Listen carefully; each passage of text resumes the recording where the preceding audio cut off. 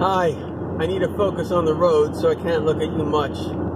But what I want to say is, imagine I'm a parent and I bought a home. Why did I buy the home? Why did I spend all my savings on a home? Why do I give money every month for the upkeep of the home? It's only one reason: because I love my children.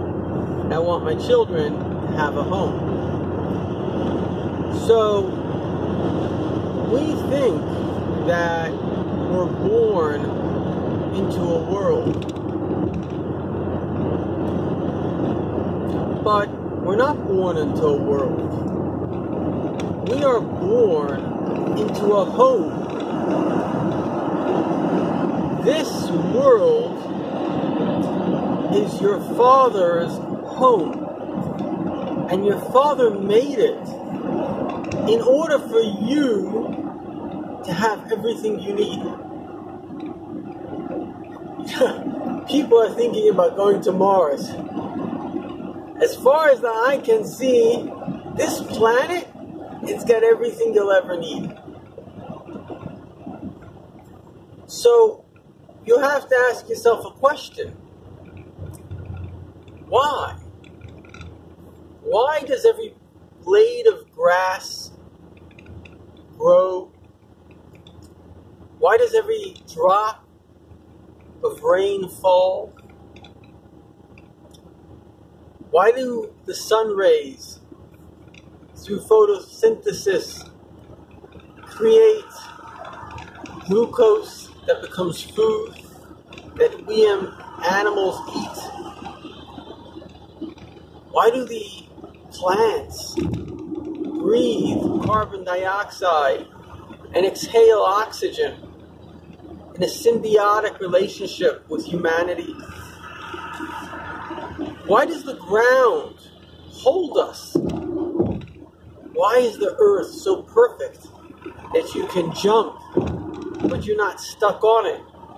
On the moon, every step you go 6 feet in the air. And on a planet like Mars, I don't know if you could take a step up based on how strong the gravitational force is. We could literally talk for thousands of years of all the miracles that it takes for our home to give us all the gifts. And perhaps the greatest gift, the gift of freedom of conscience. And it behooves us to use this freedom of conscience.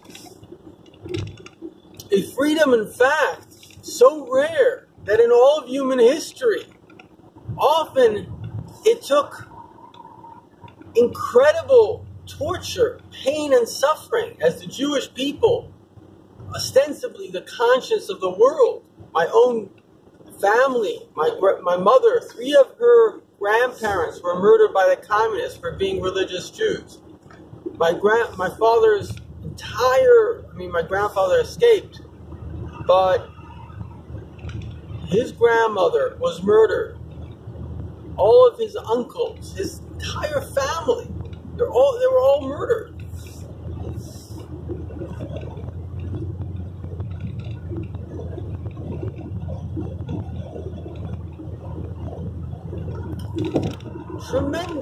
Tremendous suffering and pain for thousands of years in so many countries. And even this very day, what do the Arabs really want? It's exactly what Einstein said. Einstein said the Germans couldn't be against the Jews, as the Jews come from a race, because Jews come from every race. Go to Israel, you'll see black Jews, white Jews, in-between Jews. There's no race of Jews.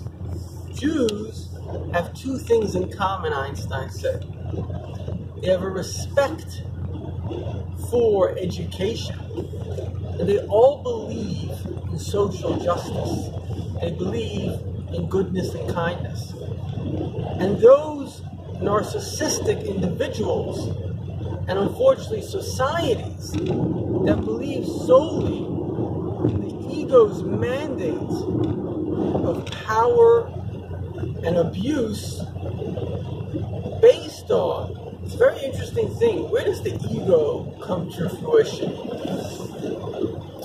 I know a very clever man, he said about somebody we both know, who was actually a girl, a young lady, and he was very bright. He said, I wonder why she has an ego.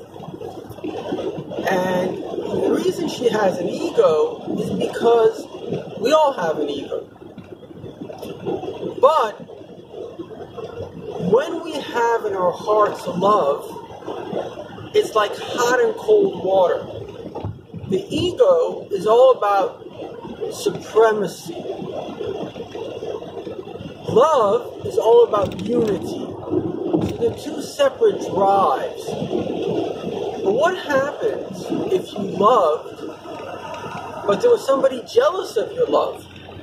And so what they did is they caused, through bullying, shaming, making you feel that you're unlovable, you're bad. You know that feeling? And so you begin to believe that you're not lovable. And so if you're not lovable, why would you seek love? You know, there are many people, unfortunately, typically the government, or at least in the Obama years, was lying greatly about the unemployment rate. As Jim Clifton, the CEO of Gallup poll, said, the government was saying it's about 5%. But what they weren't saying is how many people have stopped applying for jobs because they've given up hope. So it's closer to 9%. I don't know what it is now, but that's what it was then. So you see, the fact of the matter is that when a person gives up hope on something, so the opportunity may be right around the corner, but they don't think it's there, so they're not going to take it. And if somebody believes that they're unlovable, so love might be everywhere, but they don't think that they deserve it, and therefore will ever get it. And so what remains in this person is the ego. And the ego is the desire for dominance. Now, when the hot water was balancing the cold water, so the individual felt love. And because he desired unity, the desire for unity displaced some of that desire for ego. The way it works is, in, let's call it normal societies, people seek recognition. So recognition is obviously the ego. But recognition is coupled with love. I want you to recognize me. But what if I don't believe I'm capable of being loved? And I disassociate, and you, to me, are not an object of love. So then the ego doesn't seek recognition.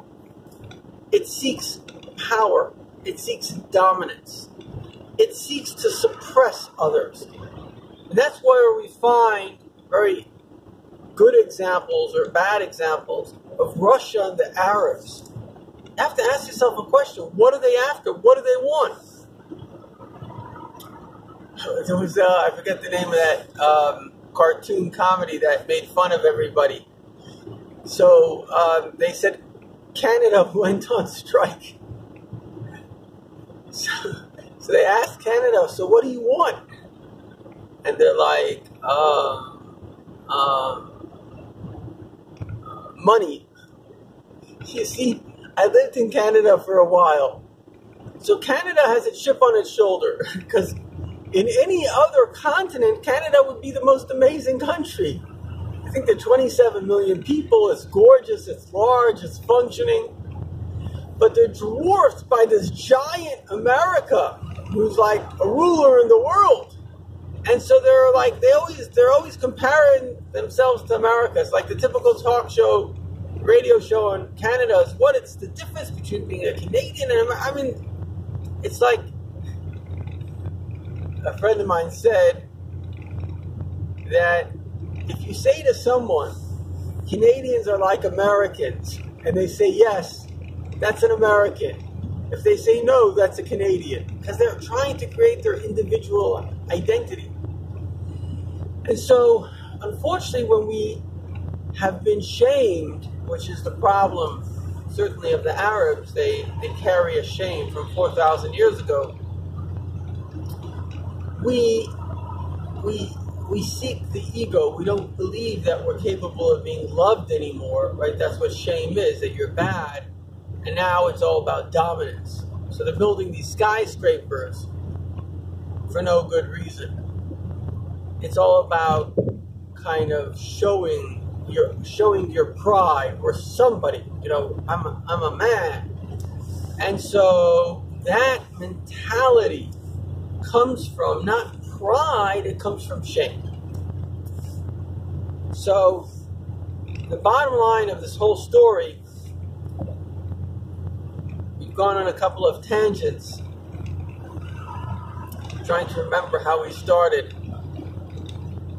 Anyway, I'm sure all of the details, the different details that we discussed, and they all have individual value. But the conclusion of the story is that we're all really one. We're all a specific note in an infinite symphony.